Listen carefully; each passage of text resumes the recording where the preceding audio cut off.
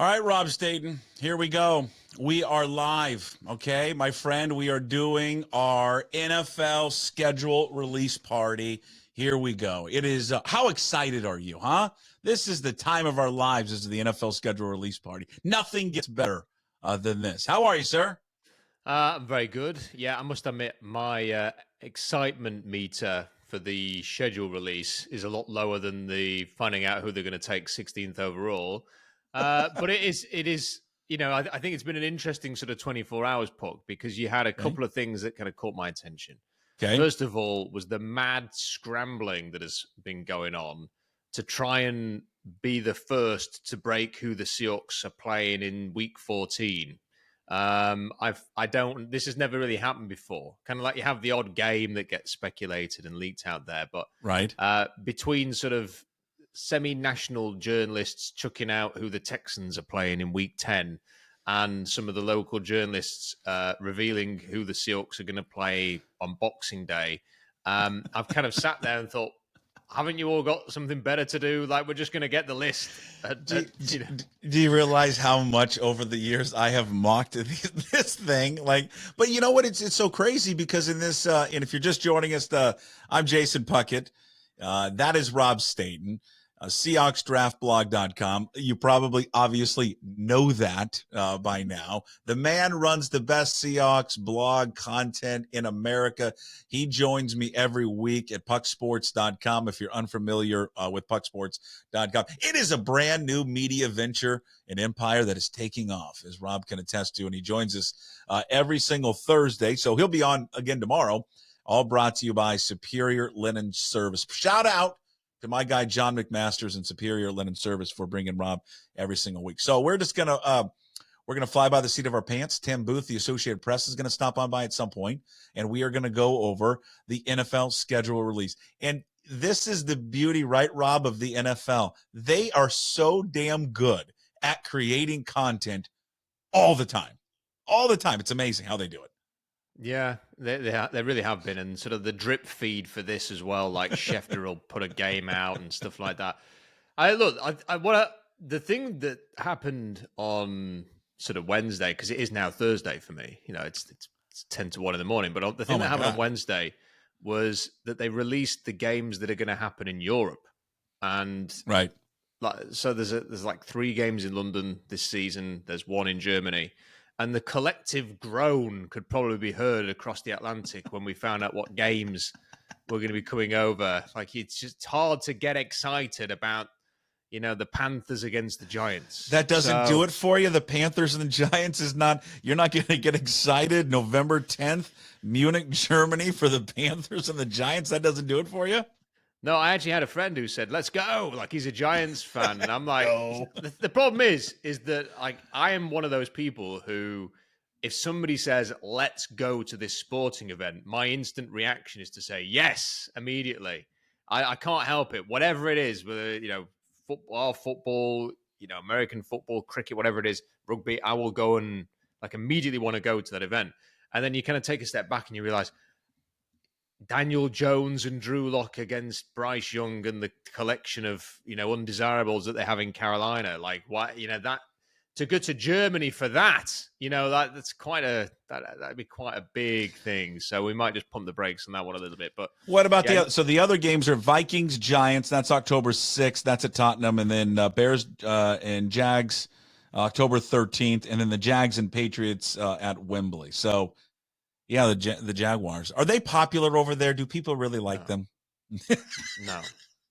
Like, the thing about the London thing is, for a little period, there was a real, I would say, groupthink opinion within the sort of the media people who have, because nobody covers the NFL full time over here, but the people who sort of spend a lot of time talking about it, we're trying to really generate some interest to have a team over here. And when you go to the London games, for me, the best thing about them is seeing every jersey. It's seeing that sort of, there's not sort of one England team. There's like a whole, everybody follows their team. Everybody goes in their jersey.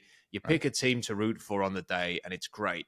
So the Jaguars have really tried, because the Jaguars owners also own a London soccer team called Fulham. They've tried really hard to become like England or London's team by playing more and more games as possible, as within London. And the thing is look, there are the popular teams are the teams that win. So they're the teams that people have adopted. There's a ton of Seahawks fans in England because of the LOB era. So a lot of people started following the game during that time. A lot of people followed the Seahawks. You're going to have an increasing number of Chiefs fans now. You've got a lot of Patriots fans. For the fans who kind of followed the NFL in the 90s, there's like a lot of Dolphins and Niners fans. So, I'd say the Jaguars are fighting a losing battle there. Yeah. What we do know right now, and again, the official stuff comes out. It starts leaking out, I guess, officially at 5:00. I mean, we do know there are reports that the Broncos will be the week 1 opponent for the Seahawks. And so we'll see if that comes to fruition. So we got to see Bo Nix back in Seattle for the hated Oregon Ducks coming in to play the Seahawks week 1. What we do know, at least the international games, we kind of went over that. Vikings and Jets, October 6th in Tottenham. Bears and Jags, also in Tottenham, October 13th. Jags against the Patriots, October 20th in Wembley, Carolina, and the Giants, November 10th in Munich. We know Chiefs and Ravens are the opener, September 5th on NBC. We know that the first game with the chiseled Tom Brady and his plastic surgery, Rob Staton, he'll be on the call. Dallas at Cleveland, week 1. The Monday night opener, 49ers and Jets on September 9th. The week 2 Thursday night game, Bills at Miami. Thanksgiving, Cowboys and Giants, and Miami and Green Bay. And then, of course, we can't have enough football, Rob. We've got to be on Christmas. And now Netflix is getting involved. Netflix will carry 2 Christmas games: Chiefs, Steelers, Ravens, and Texans. That's what we got, huh? Well, do you know what I will say here, Puck, is when I see all these things like Netflix are doing a couple of games, and then like Amazon Prime are doing a game, and all of this stuff. The great thing about being a British NFL fan is it all just gets put on the same channel. So we as long as you subscribe to one channel, which is Sky Sports, you can watch all of these games. I have a Netflix account, so I could probably watch it on there as well. But it's kind of like a one-stop shop for all of the coverage goes on one channel over here. So we don't have to do the whole. I can watch the Prime games on like our cable TV, so it's really easy. Why don't we have that? What the hell are we? Why are you guys over there one step ahead of us all the time? I don't get it. I don't like it, frankly. Yeah, well, it is useful because you don't have to. I mean, look, it's very confusing when I see there was like this game's on Peacock. I'm like sat there going, I don't even know what that is. Like I just I put the one channel on where all the games are on, and it's there, and it's like fine. Yeah, it's like 17 different broadcasters in America putting this stuff out there. You are making it massively hard for people to get like excited for stuff, right? You're making it like it's just really hard for people to get excited about watching the NFL and then getting excited about, because they don't know where the game is half the time. All right, so you always make a trip out here, right? Is that kind of the deal? You make a trip out here with your son? Yeah, I've never been with my son. I mean, But you want to start it, right? Yeah, my son has never taken I've tried. I've really tried with him. He's 10. I'm kind of hoping that he's getting to an age now where he might take an interest. But he's decided he quite likes the idea of a flight to Seattle. Now, I don't know if that's because when I came back from Seattle last time, Pug, there was nobody on the flight. Like the Heathrow to Seattle flight is not a popular one for tourists. No, you don't say. Basically, it's got Boeing employees on it, and that's it. So there was nobody on this flight. So when I checked in, they said, would you like an upgrade to first class for, it was £300, which is about $300. And I thought, yes, I'm going to do that for the first time in my life. And I think my son thinks that's, if you go to Seattle, that's automatically going to happen every time now. And I think he quite likes the idea of sort of coming to see if that happens and going and seeing the Space Needle and stuff like that. So he is on about next time I go, he would like to come as well. I've warned him though, well, if you come, you're sitting there for 4 hours in the cold watching the Seahawks play. Yeah. So it's no leaving early, buddy. He's like, yeah, that's fine. I'm like, yeah, you wait. So do you guys, obviously we know the opponents. So right now we know who they're going to play at home. Obviously the teams in the division, Cardinals, Rams, and 49ers, Packers, Giants, Dolphins, I bet your guy Simon Clancy, BBC, would like to come out for that one. Dolphins, Bills, Vikings, Broncos. What of those games, what's the most appealing to you right now? If you're going to come out to a game, which is the one that you have kind of earmarked, that is the destination for you? Well, I don't want to worry anybody, but I've not got the best record watching the Seahawks live. So Perfect.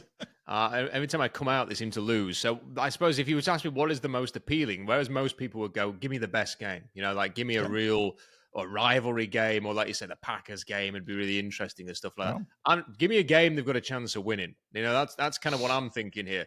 A bad quarterback on the other team, a terrible defense, a useless coach, in Seattle. That's kind of what I'm down for right now. Just give me a nice, easy win so I can go back to the bar and have an old-fashioned afterwards and just be like, yay, that was well worth spending the money to come out here. What you're doing is you're setting up like the Giants game. That's what you want. You want Drew Lock to come in here and play the Seahawks whenever they announce it. Is that what kind of you're angling at here? Well, look, the rumor is that game is going to take place on the same weekend that the Huskies play Michigan. So I was looking at that earlier. October 5th. Nice. Yeah, I was looking at that and thinking that could be an option, because the other thing is because I'm actually going back to Vancouver with my family, because I used to live out there. We're taking the kids to go and show them where the mum and dad used to live in August. I don't want to go to Vancouver and then like 2 weeks later go to Seattle, because that would be insane. So I want to kind of have a bit of a period in between the two. So if I'm going all the way back to that side of the world, that I feel ready and to do that whole journey again. So I think like October would be a good little break to maybe go back over there. So what would you look? What's the most appealing? It's like is the Broncos game? Is that the most appealing game? If that's who they open up with, it's an old AFC West rival. Doesn't have the same cachet, obviously, as it had a couple of years ago when it was Russell Wilson. But that has been the rumor that it's going to be the Broncos they'll open up with, and then we'll wait and see. The other thing we always like to see is the amount of primetime games that they have. This is what I do every year, Rob. This is my tradition, and you're going to laugh because they play 17 games. I will always come to the same conclusion. They'll be 12-4. I've been saying 12-4 since I was 10 years old. Well, the schedule's now out. There we go. What do we got? Do you have it right in front of you? It is the Broncos in week 1. Is it really? Let's go. Broncos in week 1. Okay. I love it. The release from the Seahawks website is quite okay. Week 2, it is New England on the road. Okay, so that's the first 10 a.m. game of the year. But can we just release it normally? Do we have to? I was saying this to someone, because the teams are now fighting over each other, aren't they? Because what happened is the Chargers did an anime thing, like a year ago. I don't really understand anime, so apologies to anybody who likes it. They did one of those, and the Titans, I thought, did a hilarious video last year where they basically went out and asked people to guess that was the best one was. And because they did that, everybody has to do this like elaborate schedule release now. Like maybe it's just because I'm a boring old guy from Yorkshire. Just give me a list. Just give me a list of teams on a sheet, and then they just sort of look down it. So so Dolphins in week 3 at home, Monday Night Football against the Lions. I don't know why Seattle has to go to Detroit again. Like it seems like every year it's Seattle going to Detroit, not the other way around. But that's annual. I think they like going to Detroit. What's wrong with Detroit? Yeah, I like it. So they get Detroit on Monday Night Football. So they get that's their Monday Night Football game. They win every year in Detroit as well. So they do. They get the Giants at home in week 5, October 6th, 125. They get the Niners in week 6, Thursday Night Football. At home. Then they go on the road to face, probably at that point, Michael Penix, the Atlanta Falcons on October 20th. They come back home. I thought the Bills game might be a primetime game, but whatever. They get the Bills at home October 27th. They host the Rams on November 3rd. Their bye, that's a pretty good bye, actually, I think, week 10. Yeah. That's a great buy, actually. That's an awesome buy. They get they get a buy there. Week 11, they're on the road taking on the Niners. Week 12, they'll be at home taking on the Arizona Cardinals week 13 in New York City, December 1st against the Jets. They'll be on the road again to Arizona December 8th. Then at home 2 straight weeks, December 15th, which is a Sunday night football game against the Packers.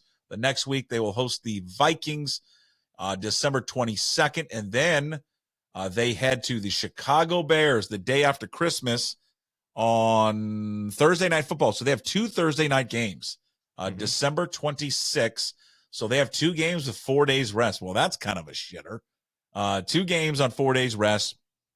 And then to be determined, the Rams, either January 4th or 5th, their final game on the road. So they get the Bears, Rome and Dunze and crew. All right, well, you see it. What do you like? What do you dislike about it? Well, I like the fact that the first 2 weeks of the season, they're going to be facing, well, in the first week, a rookie quarterback in Bo Nix against Mike McDonald's defense. So if there is anything to work out for Mike McDonald's defense, it'll really help, I think, to try and iron out any kinks against a rookie quarterback. So there's a really good chance that they can start with a win there. I think the Patriots are going to be a bad team this year. Their quarterback situation, that Drake May is going to have to be worked on behind the scenes. So if it's him or Brissett, that feels like a winnable game in week 2. The Dolphins having to come to Seattle is going to be a really interesting game. That's a really, really interesting game to see, a head coach and a quarterback and some weapons in Miami that have been together a while now. They often start the season very well, Miami, and then fade. So that, playing them in September versus playing them in Seattle because they don't play well in cold weather, playing them sort of in December is sort of, I'd say, a little bit of advantage for Miami compared to what it could have been. So I think that's a great test for them. And then obviously, can they keep their winning run against Detroit going? So I think off the start, I always think a start is important, Puck. When you get a bit of momentum into your season early on. I think right up until that Giants game, there's an opportunity there to win 4 of your first 5 games and to sort of set you up. And the other thing is looking at the schedule overall, I guess the hardest stretch is Bills, Rams, Niners with the bye in between there. Apart from that, you don't have a run like you had last season where there was, do you remember there was that 4-game losing streak where there was like 5 games in a row that you just looked at it was like murderer's row. Yeah. And there's none of that this year. There really is just that sort of Bills, Rams, Niners, and 2 of those games are at home. So actually, there's all the way through it looks like a favorable spread of teams all the way throughout the season. You think about this, they have let's workshop this with Caleb Williams, JJ McCarthy, Drake May, Bo Nix. That's 4, and possibly. Did you already say this? And I'm repeating it. Rookie quarterbacks. No, and then possibly, let's just. Whether he gets hurt or they decide after 6 weeks we want to go to him. I don't think they do that. But let's just the possibility that Kirk Cousins gets injured. I'm not trying to get him injured, but they know they'll face at least 4 rookie quarterbacks. But there's a possibility they could face 5. The good thing is when you actually look at that schedule, you are not playing, top quarterbacks. You obviously got Josh Allen. You've got Josh Allen and the Bills. You've got Matt Stafford and the Rams if Matt Stafford is still healthy by week 9. But apart from that, there's not. I mean, if you want to call Jordan Love a top quarterback, I don't think I can go that far just yet. Tua is what Tua is. There's not. You're not facing Mahomes. You're not facing a Burrow again. Overall, there's a chance there if the defense can really take a step forward, and you really hope it would do. I mean, there's absolutely no reason why with McDonald here, rather than Clint Hurt and Pete Carroll in the show, the defense can't take a massive step forward. And with a pick and Byron Murphy, and for that reason, they're going to be in a lot of these games. You would say. I don't think this could have gone better for the Seattle Seahawks, and you touched on it earlier. The first 2 games of the season with McDonald's defense. I just honestly, it's like the NFL to me, like gift wrapped the Seahawks a perfect start to the season. To be able to face 2 rookie quarterbacks, and I'm just assuming that they both start.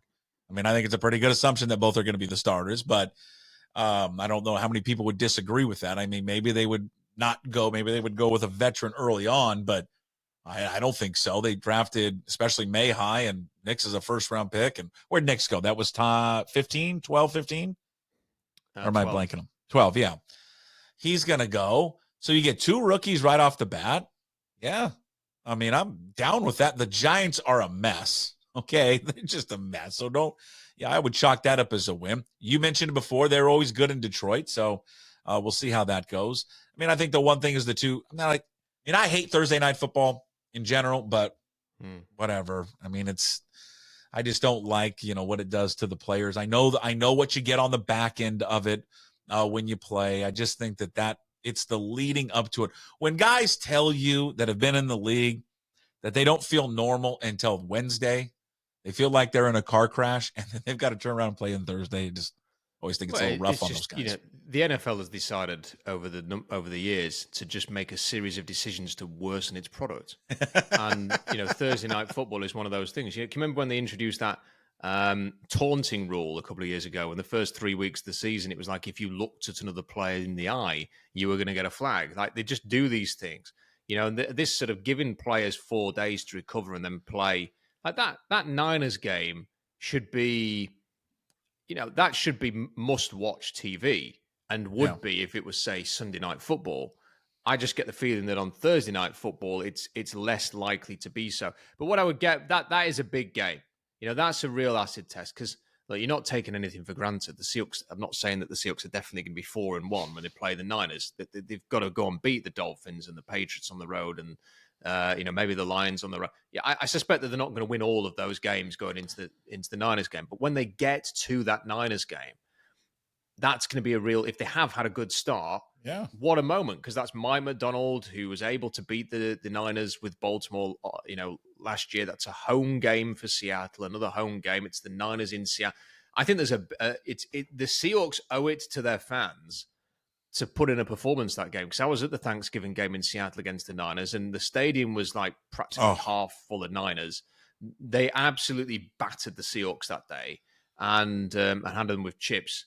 And and you just, that can't happen again. They've got to come out and if they could win that game and get off to, say, if they could win 4 or 5 of their first 6 games, what a way to start for Mike McDonald, and then sort of get into that sort of second third of the season where, the Falcons game is winnable, the Bills home game will be winnable, the Rams home game is winnable.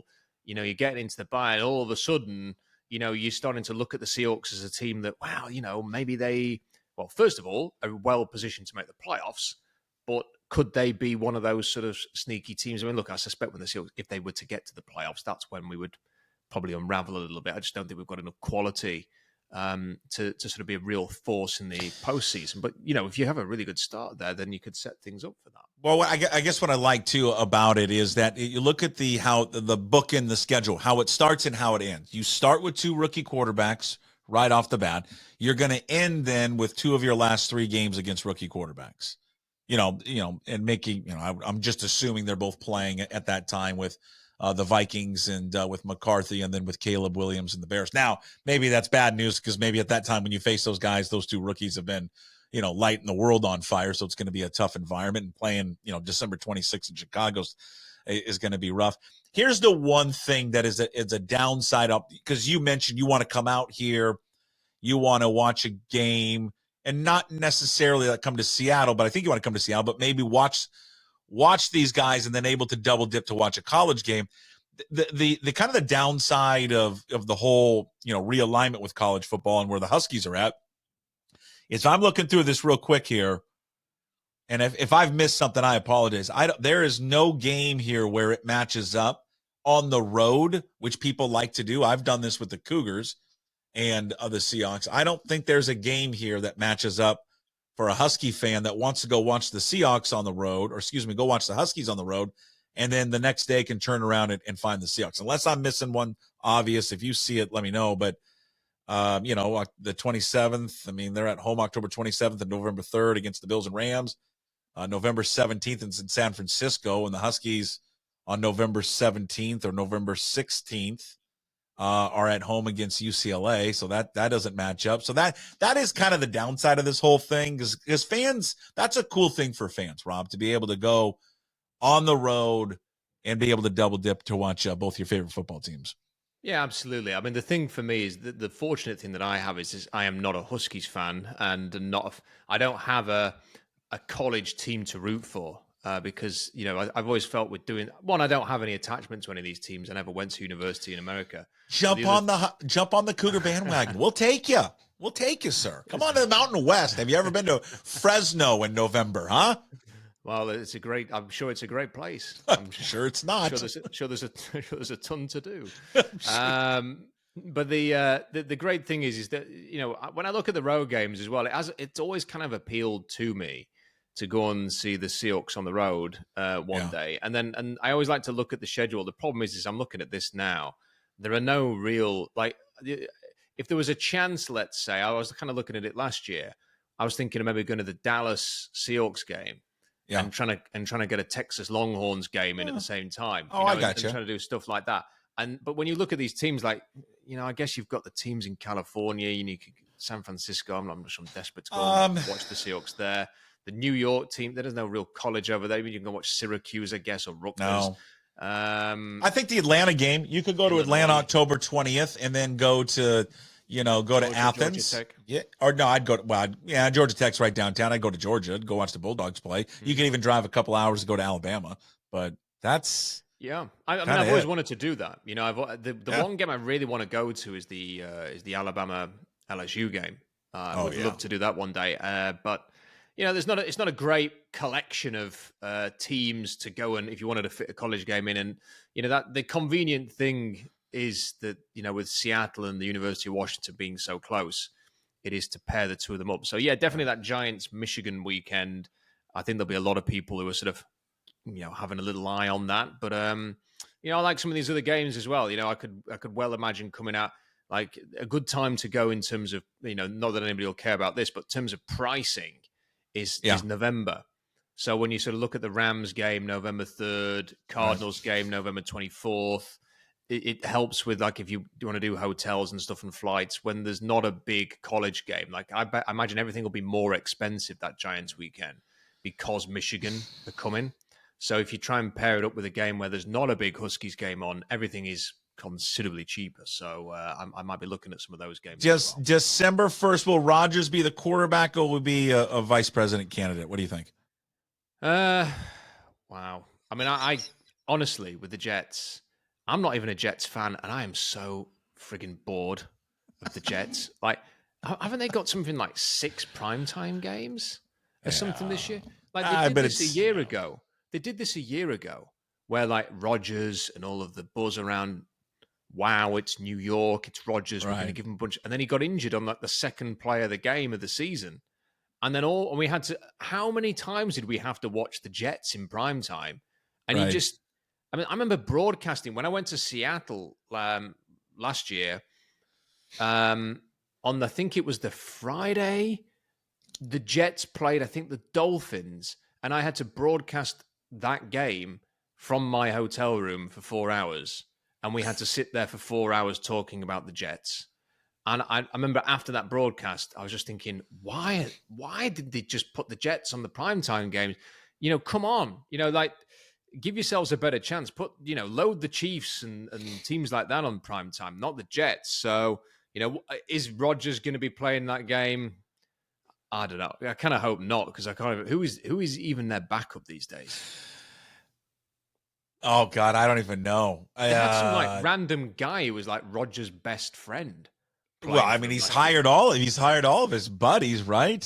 He's hired Pat his McAfee going to quarterback for them if he's injured? Probably. Probably. All right. Here? I know it's late there. I got Tim Booth waiting, and so we'll get his thoughts. Before I let you go, just look at it real quickly. I mean, we obviously know what the schedule was before it came out like this, but what do you see? Give me your record. I want a record right now of what you think they'll be. Okay, let me run through it then. So, win against the Broncos, win against the Patriots. I'll have them win against the Dolphins, but I think it'll be close. I'll have them 3-0. We're cooking. I'll have them lose to the Lions because I don't think they're going to win every game at the start. And I know it's going against the the stranglehold they have with the Lions. But I'll say 3-1. Okay. Beat the Giants 4-1. Niners. I'll purely for my own enjoyment, I'll say that they beat the Niners. So that's 5-1. Mike McDonald, hold on, timeout. Mike McDonald is starting to engineer and starting to garner a lot of hype of Coach of the Year. And there's stories now coming out. Pete Carroll is pissed off. Yeah, because he never won it. He never got close. Apparently, he should have done, but he didn't. So that's 5-1. Right, Falcons. They're gonna have to lose a game eventually. So we'll say that they switch off and lose that game. Okay. So that's 2, 4, 5-2. Yeah, 5. You got 5-2 with the Bills. Okay, I'll have them lose to the Bills 5-3. Beat the Rams 6-3. Bye. Lose to the Niners 6-4. Beat the Cardinals 7-4. Beat the Jets 8-4. Beat the Cardinals 9-4. I think they will lose one of these 2 home games, so we'll split them because they can't win every home game. So what's that? 10-5. 10-5. Last 2 games. Beat the Bears. Lose to the Rams. So 11-6. Great. Well done. Super Bowl. Here we come. Oh, I'd sign up for 11-6. I'd sign up for 11-6. As I'm saying it, I'm kind of thinking, what an idiot moron coming on here and saying 11-6. I love it. Why not? Why the hell not? You are the best. What are you going to do now at SeahawksDraftBlog.com and then at Rob Staton probably on YouTube? What do you got cooking right now? Now I'm going to write a whole article on how Sam Howell's going to lead the Seahawks to an 11-6 season. Come on, man. Jump on board. We're going to make you a Sam Howell believer at some point. Yeah, well, whoever ends up playing at quarterback, it's probably going to be Geno Smith. I was joking, but come on. I've just done a quick look for those who do want to know. I've just done a quick video on why the Seahawks should get rid of the action green jersey and go to the throwback. See, when I wasn't going to get into this, but when I saw the team put out a action green appreciation post for no reason whatsoever yesterday, I thought, I'm wading in. It's the worst. Yeah, they're the worst. All right, we'll be watching and we'll be reading, and you're the best, and thanks for always doing it. Thank you, sir. No probs. Anytime. There he is, Rob Staton from Seahawks Draft Blog. We head now, I believe, to T-Mobile, where he's standing by after watching the Mariners. After watching the Mariners come back and win and get a big series victory. Ladies and gentlemen from the Associated Press, it is Tim Booth. Is Bob Condotta around at all? Or? No, I don't see Bob anywhere. And if I did, I'd be worried about the echo that we'd be hearing for the next 30 minutes. You got the seagulls all making noises behind you. Well, the problem is that I had to go find a quiet space so I don't disturb the likes of Adam Jude and Daniel Kramer and the seven members of the Kansas City TV crew that's making noise in the back of the press box. So I went and found the beautiful space that is normally used by Aaron Goldsmith and Dave Sims and Mike Flowers, the Root Sports space. So the windows are open. The seagulls are threatening to come in and poke my eyes out. And I get an opportunity to listen to the Stones, who I honestly, until today, I didn't realize were playing Lumen Field tonight. I get to listen to the Stones do their sound check across the street. Oh, really? Well, how about that? Well, I thank you for doing it. All right, at first blush, what do you think of the Seahawks schedule? I mean, of course, we always know the opponents, but what do you think as the schedule rolls out? They're going to go 0-17, or 9-8, or 8-9, or 17-0. I don't know. One of those four. 13-4. Book it. 13-4. You're really optimistic. What the hell? I say 12, and I've been saying 12-4 since I was 10, so I just keep going 12-4. Now I guess it's got to be 13-4. There you go.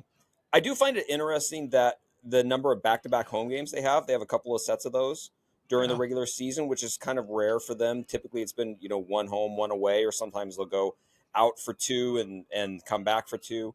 But it seems like you have the back-to-back with the Giants and the Niners on the short week early. You've got the back-to-back with Buffalo and the Rams midseason, and then you've got the back-to-back to close the regular season or at home with the Packers and the Vikings. So it's kind of interesting setup that way. I think also, and I I don't remember the last time the Seahawks played their last home game before Christmas. It feels like it's been a long time that they've at least had, one of those final 2 games at home. So to me, it's a little odd that their last home game is going to be December 22nd. And then, of course, you have the short week of having to go to Chicago, which I don't know why Seattle's getting stuck with 2 Thursday night games this year for whatever reason. That they really got kind of screwed over on that one. I mean, why the 2 Thursdays? I just I don't know. I mean, the one thing I wonder, and I haven't looked at the league's schedule grid yet to know, is there a chance that Minnesota game could be played on a Saturday, and that runs into the whole the expanded college football playoff and how those dates are going to fall in the future, but I do wonder if that game could end up being played on a Saturday, and then you get the extra day in there of rest before having to play on a short week like that. But that one seems really to have 2 short week Thursday night games in a season really kind of sucks. But maybe this is yes, I agree with you, but maybe as you look at like glass half full, right? What I do like about the schedule, especially for a defensive-minded coach, I love how it starts. I love that you're going to get basically 2 rookie quarterbacks right out of the chute for Mike McDonald to go with Bo Nix and then Drake May. And then I like how at the end, 2 of your last 3 games are likely against rookies. And again, we're just assuming that they're all going to start. We know Williams is going to start, but I assume McCarthy's the guy. Yeah. May's the guy with the Patriots, and then Nix is going to be the guy with the Broncos. So, I mean, you potentially, for sure, right, Tim, that you have 4 rookies that you're going to face this year. Yes. And then possibly a 5th if something happens with Kirk Cousins, or they actually see Penix throw the ball a couple times and go, yeah, he's going to go. We'll start him. Yeah. No, so you could have 5 guys. Yeah, and the way, one of the strengths of Mike McDonald has been talked about is the way he's able to game plan on a week-by-week basis and make adjustments. You have the foundations of whatever your system is, but his ability to make tweaks for each matchup is one of the things that's really stood out. And so you give him an opportunity to go against 4 or 5 rookies in a season, and especially as you get later in the year and as you hope this defense gets more accustomed to what he's asking to do in terms of their base schemes and their foundations, and then can tweak things as time goes on, to close with, Caleb Williams and JJ McCarthy at home. And who knows if Jordan Love is going to be Jordan Love. Like it lines up for them to have opportunities defensively to showcase and do some special things maybe late in the year. And then I think also what it illustrates, and I agree with you, I think they got screwed over with the 2 Thursday night games. I'm not a big fan of Thursday night football, and you say, well, why not? You like to gamble and watch football. These things are all true, Tim. All of them are true. I do feel bad for the players when they've got to, and you've been in these locker rooms, when they sit there and they tell you, and I talked to Rob about this earlier, when they're telling you they don't feel right until Wednesday, and then they got to flip around, they got to turn around, and play in a game that next night. That's just hard on these players, and the NFL doesn't really care about it. It's just a money-making operation for them, but it still does illustrate, right, their brand as a football team. I mean, they got 4 primetime games. I mean, despite all, everything that they've been up and down, the change in leadership and all that, and they're good ones. You get San Francisco on Thursday night. You're going to get the Bears on Thursday night, big market. You're going to get the Lions on Monday Night Football, and then your Sunday night games at home against Green Bay. All quality opponents in prime time. It's not Jacksonville or some other crappy team. It helped that they had the NFC North as their opposite division to line up with this year, because there's a lot of marquee names and faces and teams in that division this year. And so the fact you get three of your 4 primetime games are against that division this year. And so that helps to sell it, especially when you have a coaching change the way you did and a team that, might not have maybe some of the star power that it did a decade ago when all it was Seahawks in primetime games and you could sell just that aspect of it. But when you have a team that you're still trying to figure out what they're going to be entirely under this new staff, and you have those kind of matchups, it makes it a lot easier to say, okay, let's go back to Seattle for Sunday Night Football for the first time in a number of years with an actual crowd in the stands and see how that goes, and you can sell it very easily because it's the Packers that are coming in. And by the way, before we go any further, if that week 1 matchup between Denver and Seattle is not the effing throwback uniforms both teams have, someone needs to be fired. If it's not the Orange Crush against the Seahawks throwbacks, I don't care. Just make it happen. Did they? Okay, wait a minute. Did they introduce they're going to wear the throwbacks? I saw the new ones that look like the Seattle Dragons. Did they also introduce the throwbacks? I mean, they've worn them before. The Broncos, yeah. Okay, they're rolling out a throwback to the Orange Crush teams of '77 that won the Super Bowl this year. It's straight out of the AFC West. If they don't do it, someone needs to be fired. I have got an old Broncos Busters T-shirt that I can probably squeeze into, bud. Now, does anyone want to see that? Well, do you like to see how sausage is made? No, not really. Because I'm telling you, it's about a size large, but it was like a size large when I was 11. Okay. Which is now like I don't know what it'd be today's, a small? A medium? Yeah, because, we've gotten bigger, so they've made the sizes bigger. Yes. So I think that would be the equivalent of what a small is now, what a large was back then. So I'll squeeze into it. Maybe it's a motivation to lose some weight, Tim. But yeah, I'm with you on that one. That should be it for sure. I was going to say, though, you look at it, and there are some good quarterbacks. There isn't, they've kind of been blessed here without, elite level quarterbacks that are on this roster or that are on the schedule. I mean, Josh Allen, I don't think, even though he's good, we're not calling Brock Purdy elite, are we? He's gone to a Super Bowl. I mean, he's gone to an NFC Championship game. He's on the fringe of it. I mean, okay. Yeah. What is Jared Goff? Is he quote unquote elite right now because he just got a crap ton of money? I wouldn't even say he's elite. Yeah, you don't have a Mahomes. Yeah. Josh Allen's probably maybe up and down. Josh Allen is the best quarterback of this, generation right now that you face this year. I mean, you get Rodgers later in the year. Jordan Love's still unproven. Kyler Murray has been up and down. Yeah, it's not. There's not many games looking at the schedule where you go, that quarterback could go out and win the game for them. Yeah. Just flat out beat us. And that's, that leads to some of the conversation that's, I had something sent to me earlier today of Peter Schrager talking about it on a different outlet, but it was the idea. You can say NFL Network. Okay. I don't know if it was NFL Network. Honestly, I don't know what it was. It might've been McAfee.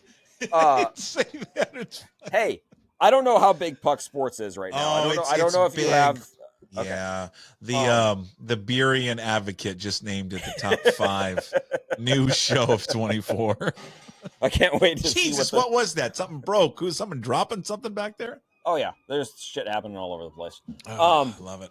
But Schrager was talking about how Seattle, because of some of those unknowns about him and a defensive coach like McDonald coming in, they could be that team that that doesn't have a whole ton of expectations going in, but has enough has enough foundational talent that if it all comes together and you look at the way the schedule lines up, I mean, it's not a daunting schedule in any way. I think they were 25th maybe in strength of schedule from last year's record to this year across the league. So when you joked about 13-4 or 12-5 or whatever it was earlier, I mean, yeah, there's a lot of questions, but is it really that outlandish to think this team couldn't win 10, 11 games this season? If they do that, they're probably going to be in the playoffs. Well, I would hope. Yeah, I mean, Rob Staton, who was on, said he went through the schedule like we all do, and I love it. I know people make fun of it. I love Puckett's schedule. It's fun to look at it and go over it and just kind of have your predictions. And I think he had them at 11-6. And Jesus, if they go 11-6, backflips if they go 11-6. Yeah, I think year one of a coaching staff. My God, I take that right now. Anything over 500, anything over 500 should be a win for this year when you're bringing in a new staff like this, and a staff too that's so unproven. It'd be one thing if you were bringing in guys who had a lot of NFL coaching experience or had been head coaches in other places. You have a first-time head coach, a first-time NFL OC, a first-time NFL DC. You have so many different pieces that are brand new to the game at this level or in the positions that they're in, that anything that's remotely 500 or above this year has to be viewed as a win for the organization as it moves forward into the future. Where do you look at kind of if there is an area for Tim Booth with that fantastic Pearl Jam hat on? Thank you. Sidebar, how was the concert? The concert was fantastic. It was good? Really good. Yeah, it was really, really a lot of fun up in Vancouver. Seems like hey listener, hey, let us nerd out for a second, okay? Give us 5. Hey, it seems like this album kind of a little throwback. Yes, I would agree. And I've been listening to it a lot because it's the first album in a while where I've just been able to listen to it all the way through. It's really good. And the new stuff, they played 9 of the new songs. This is so nerdy. They played 9 of the new songs up in Vancouver when I saw them, and they sounded fucking fantastic live. I apologize for swearing. No, you're good. You can swear on this platform, Tim. You do whatever you want. Yeah, it was a lot of fun. It was a really good show. They've shortened them now. They're not the 3-hour marathons anymore. They're about they're older, Tim. They can't do it anymore. Exactly. I mean, frickin' McCready fell off the stage up in Vancouver. That scared the crap out of everybody, thinking he all of a sudden died falling off the stage. So, great album, great concert. Good. I've got tickets for 2 more here at Climate Pledge later in the month. Nice. Now that we have the NFL schedule, I can see if maybe I can squeeze in one more sometime in the fall. Like, all those things matter. Like, come on. That honestly, that was the biggest thing with the schedule coming out was like, okay, where are the pockets where my life is going to be absolute hell because I have 17 things going on? You got to work. Okay, listener. Now we're back to the NFL. Okay. Where's the trouble spot for you? Probably that Detroit Giants, San Francisco on a short week. I think that's the first one that does that because you go to Detroit on a Monday night, short week coming home against the Giants, who. Yeah, they're not maybe the Giants that they're not, no Saquon, Daniel Jones is Daniel Jones, but like it's still, a short week coming home after an emotional, a Monday night game with all the hype that's going to be around that against a really good opponent. And then to turn around on another short week and have the NFC champs coming in. That to me is the first sort of stretch that stands out. And then other than that, I mean, maybe that closing window of Green Bay, Minnesota, and Chicago. But again, that's 3 sort of unproven teams or teams that you're waiting to see how they develop through the year. I mean, if I'm facing Caleb Williams, I'd rather face him early in the year than late because he's going to have that experience under his belt and opportunities to learn. And the skill positions the skill talent that team has offensively. Yeah, I mean, it's legit. Like it's scary, man. Very scary. Yeah. So maybe that little pocket late in the year, but to me, most of the schedule is pretty balanced. And so that 3-game stretch there early, I think is, and you could even throw in playing Miami in week 3 at home, even though that game's at home, but Miami's a really good opponent. I think that stretch right in there is probably the one that jumps out. Is there a great, like, if you're a Seahawks fan, what's the best road game? Like, if Seahawks fans in you've encountered these people, and I say these people sound like Ross Perot. You people. Well, here's the thing. What's the game? Chicago? That's Christmas. You're not going to that one. No, I mean where are you going? Chicago probably. Nashville for the effing preseason game against the Titans. Go to that one. But here's nerd talk again. Sure. New England is the day before Pearl Jam plays Fenway Park. There you go. Go to Boston. Go to Boston in week 2. Here's what you do, Puck. You stay in Seattle on that Saturday for the Apple Cup at Lumen Field. You take the red eye that night on one of the local airlines out to Boston. You get there in time for Hawks Patriots on Sunday. I only fly one airline, that's Spirit. Spirit Airlines. When you want to get someplace but not get there. Or you want to take 17 connections to get there. Okay. All right. They're at Fenway September 14th. I don't know if it's the 14th or the 16th or both. I can't remember what. It's just then. All right. Cool. So there you go. So, but I mean, Detroit on Monday night would be really cool just from the atmosphere standpoint. Atlanta's a nothing burger in terms of just going to a game like that. The Jets might be good, but it's Thanksgiving weekend, so that's going to be a nightmare to travel. Maybe Arizona on December 8th if you just want to see the sun. I mean, otherwise the road schedule this year, just the way it lines up kind of sucks. And I brought this up, to Rob, and he's kind of indifferent about it because he's a Brit, and we left England. Okay, we won, and so he's not a huge college football fan.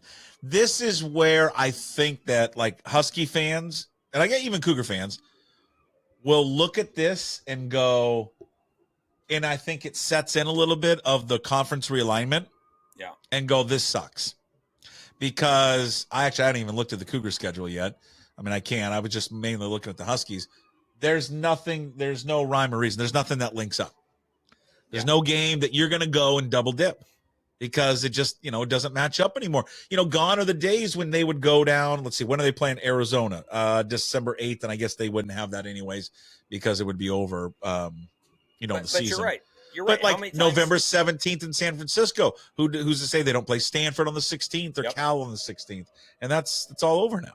Yeah, your better opportunity now is doing that in Seattle or to do a Pullman Seattle weekend. And if you're right, how many times did they have UW or Wazoo at ASU on a Saturday and the Seahawks play the Cardinals on Sunday? And that's the best one. And that's the best trip. Yeah, or they play at the Coliseum on Saturday, and they play one of the LA teams on Sunday, or whatever it might be. Like that's lined up so many times in the past. I mean, hell, even last year, the Huskies played at Michigan State on Saturday, right, and the Seahawks played at Detroit on Sunday. So, you're right. It does. If you're a fan of all the teams or one of the colleges, and then the Seahawks as well, and you've taken advantage of those opportunities in the past to double up, it's gone, and you're left to pick one or the other. And you're right, it does suck. Because I'm just trying to think, like the Cougars are October 26th at San Diego State. Yes, please, I'll be there. Yes, yeah. They're at home against the Bills. What other New Mexico? I don't think there's a team. Can you check this? You work for the AP. Is there an NFL team close to Albuquerque? I heard they're relocating one to Farmington, New Mexico, potentially. I'm sure you could probably find some good Division II football on that weekend. God, somewhere that's in so New Mexico. bad. They're going to be in Albuquerque. I guess the next day. How far can you look up how far Albuquerque is from Santa Clara? It's just terrible. I'm looking at the Cougar schedule. I'll be honest with you, and I love you. Go Cougs. Fucking sucks. All of it. Yeah, I said it. It just sucks. You don't like Texas Tech at home on week? I don't mind. I don't mind that. But you're talking about the road schedule. Well, I mind San Jose State on a Friday and Fresno State and Hawaii and just whatever. You know what? If you're the weekend that's happening sucks because there's so much other stuff going on. But Boise's a good town. If you're a Coug, you want to go on a road trip. Boise, late September, the weather should be really, really good. I mean, that's probably offhand as I'm thinking about it, that's probably the best one of like the new Mountain West schools that they're playing this year. That would probably be the one that I would try, other than San Diego State. I mean, San Diego's San Diego State is a no-brainer. All right, so you look at it to what we all do it. We all play the schedule and record game. What do you think? And just give me a serious one. What do you honestly think is going to happen? I think 9-8 is realistic. Okay. I think anything beyond that is possible. 13 and 4 is not happening. 12 and 5 is probably not happening. I think it's going to be somewhere between that 9 and 11 win mark because of what we talked about. I mean, it lines up. It should line up really well for them to, take advantage. They don't have they don't face any of the star quarterbacks really. They don't face. Other than that one early stretch, they don't face a chunk of the schedule that sort of scares you. Like, so what would you say? 9? Like what did you use? 9 and 8 is what? Acceptable or realistic or? I think 9 and 8 is realistic. I think 9 and 8 is very realistic. And if you're 9 and 8, you're probably going to have a chance because the NFC is comparatively down to where the AFC is going in the season. If you were 9 and 8 in the AFC, you don't have a chance. And success. And you would call that a successful season. First year coach, 9 and 8. Oh, absolutely, absolutely. And that's not a knock on. That's not necessarily meant to be a knock on what they did, the last couple of years under Pete. But when you have that much changeover and you're putting in new systems and everyone's trying to get used to, you go from the oldest coach in the league to the youngest coach in the league who have widely differing personalities and ways of handling things. You have a winning record in year one and you're on the cusp of the playoffs potentially. Yeah, you have to view that as a success. It might not fulfill everyone's desire that, he's going to come in and be the savior and right away Seattle's going to be back atop the NFC West, but you have to have some realism within your aspirations. And so 9-8, I think if you ask the majority of Seahawks fans right now, 9-8, you should be wanting to take that and then hope that maybe it's 10, maybe it's 11, maybe San Francisco takes a step back in some way you can't expect, and all of a sudden you're contending for that division title this year. But you are right that their best road game is their preseason game at Tennessee. That is the best one. That really is. I have never, I don't hate preseason football games like everybody hates preseason football games. I actually get a kick out of them. That's just me, but whatever. To each their own. I've never traveled to one, but I think I would travel to Tennessee to go, and I don't even think I'd go to the game. I'd just walk around that damn downtown where it's every bachelorette party in the world is there. The only thing is that it is August in Nashville, which hot. means it's going to be 95 with 95% humidity. Yeah, fat guys don't do well with that, Tim. No. Don't do well with that. You got a lot of talc. Just pack about 7 extra shirts. just shaking it all over me. All right, so you think 9-8 is realistic and successful season? I agree with you. I think if they go 9-8, that's first year coach. Revamping a culture, a staff, all of it. Yeah, I'd sign up for that. What are you, as we wrap up, what are you more excited about? I've thought about this a lot. Are you more excited to see what Mike McDonald can do defensively, or are you more excited to see what Ryan Grubb can do at the NFL level? That's a good question. I've been practicing upstairs in the mirror for about 2 weeks. You're a goddamn professional who knows how to run these things. Uh-huh. Man, that's good. I think I want to see what this defense can do because it's been so bad the last few years, and it's not like they don't have talent or they haven't had talent. Yeah. I want to see. To me, that will tell just not how good McDonald is in terms of his schemes and his designs and how he is as a defensive coach, but it'll give indications of that when you have, they didn't overhaul the entire defense. They're still bringing back a fair amount of guys. So you still have that talent base there. And what can you do that's different that accentuates their skills and brings out some more from them or puts them in different positions to succeed? And how does that, trickle down to the overall success of your defense?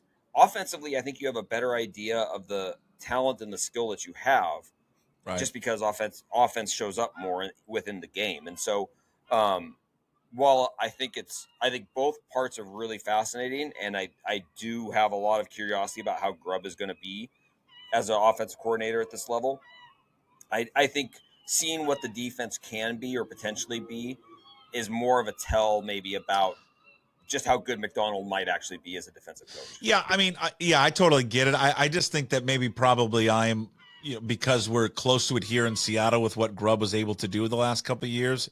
And I just think I love what I agree with you on the defense, right? It's been missing and all that. What has driven me crazy forever is just the lack of creativity on offense. Yeah. And that has been the case. Hell, I think we go back even to the Super Bowl times and that era. Those were good teams, but it was pretty like, hey, this is what we're going to do. And there wasn't a lot of deception or offensive mastermind behind that. They just lined up and kind of kicked your ass off the ball. I'm just curious what he is going to do. He has had not a rapid rise, but a pretty steady rise, in the world of football. And then especially lately, he skyrocketed. Everybody wanted him. Nick Saban tried to hire him away. He probably had countless other opportunities to be a head coach and turned him down. And now he gets an opportunity at the NFL level. And Listen, I think Geno Smith is a good quarterback. I mean, I don't know if he's the quarterback that can win you a Super Bowl, but I think for the first time that Geno Smith has got a guy in his corner that really knows what he's doing, like really, really knows what he's doing. And so I'm kind of excited to see those two work together. And his ability that Grubb likes to push the ball downfield.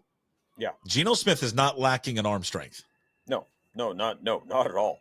Not at all. And I think the thing to see with that is Grubb did granted, he had the best receiving core in the country. Right. But he did a really good job of scheming and designing to get easy throws downfield for Michael Penix. Yes, Penix had to make those throws, and some of them were within coverage, and some of them were darts and perfectly placed. But there were times where those guys were running free in the secondary by the way things were designed. And that's the part I'm curious about. Is he going to be able to find ways to push the ball downfield to DK Metcalf that isn't just DK running 60 yards downfield and trying to out jump or run past? How many times is he going to be able to, put him in the slot, move him around? Yep. I think that the parts that he has, DK, Jackson Smith, who am I missing? Tyler Lockett, Noah Fant. I get a little excited what he can do with Noah Fant. I think there's a lot of potential with Noah Fant, and of course,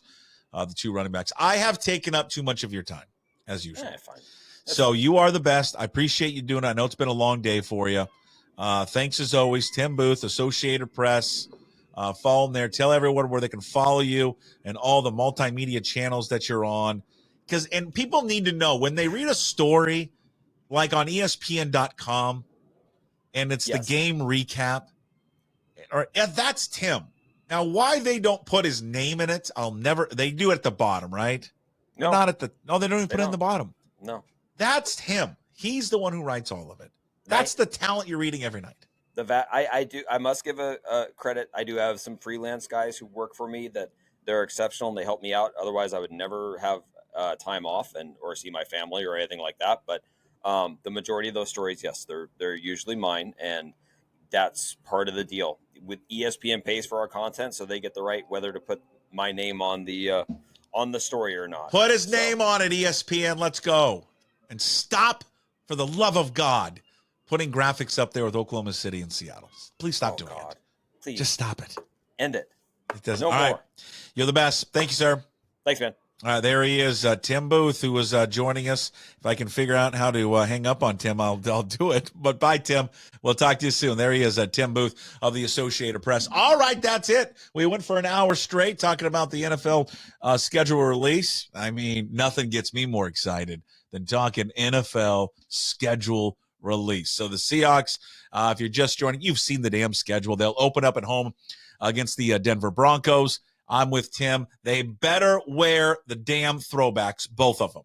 If they don't wear the throwbacks for that game, that is going to be the dumbest decision the NFL, those two teams, will have made. Ever, ever, ever. There is only one, I don't know how many times they're going to wear the throwbacks, but if, let's say, they could only wear them one time, it should be then. No other time should the throwbacks be worn other than Week 1 against the Denver Broncos. If anyone says otherwise, they probably secretly root for Oklahoma City so they can go pound sand. They'll be on the road against the Patriots, at home against the Dolphins, on the road Monday Night Football against the Lions, home against the Giants, home against the Niners on Thursday Night Football. Maybe Michael Penix Week 7 against the Atlanta Falcons. Boy, that would be that'd be a shitter, wouldn't it be? Wouldn't it kind of a little bit? Penix starts. Let's say Cousins gets hurt. Penix throws for like 345. Oh, God. Just waving his Puzzo in your face. Then they come home and take on the Bills, Josh Allen. And then also at home, the Rams. They get a bye. We didn't touch on that with Tim, but we did with Rob. They couldn't have got a better draw for the bye. That is a perfect time of year, midway through the season, basically. Get a bye. It's great. They bounce back out and face the Niners right after that. Then Arizona at home. Then they travel to New York December 1st, then to Arizona December 8th before back-to-back home games, Sunday Night Football against the Packers, and then against the Vikings on the 22nd. Short week again, Thursday Night Football against the Bears, and they'll wrap up with the Rams. Tim says 9-8. I would sign up for 9-8 as well. Even though the 10-year-old kid, because I'm addicted to saying 12-4, will say 13-4. That's probably not going to happen. But 9-8, successful year. No doubt for Mike McDonald and his staff. For Rob Staton, SeahawksDraftBlog.com. Go check out Rob's content there at SeahawksDraftBlog.com. Also follow him on YouTube. Just search Rob Staton. He joins me every Thursday at PuckSports.com, which you can find on YouTube. You can also subscribe there. Please do so. Also, Apple, Spotify, Amazon, YouTube Music. Subscribe to all the channels. That's the key. Just don't listen. Just don't download. Please subscribe, like, and leave a comment. He joins me on Thursday, so he'll be back tomorrow. And his weekly appearance is brought to you by Superior Linen Service. Big shout out to John McMasters. John, sorry about the trucks. Okay? Sidebar story. But Superior Linen Service brings you that. Also, Mike Garofolo coming up on tomorrow's program. Garofolo brought to you by Zogs on Fox Island. Also, Hartley and Hartley Insurance. It's sunny out, so both those putzes are playing golf right now. I guarantee you. And so we'll get Mike's reaction on the NFL schedule coming up tomorrow. And a big thanks to Tim Booth, Associated Press. What else is coming up tomorrow? Daily Puck Drop. The 100th episode of PuckSports.com will come up officially tomorrow with the Daily Puck Drop. And we'll spend a good majority of it thanking you and thanking for all of you for making this happen. Enjoy the rest of your Thursday. We'll talk to you tomorrow morning at PuckSports.com, here on Twitter, on YouTube, for the 100th episode of the Daily Puck Drop. Until then, we'll see you tomorrow. As always, we promise to be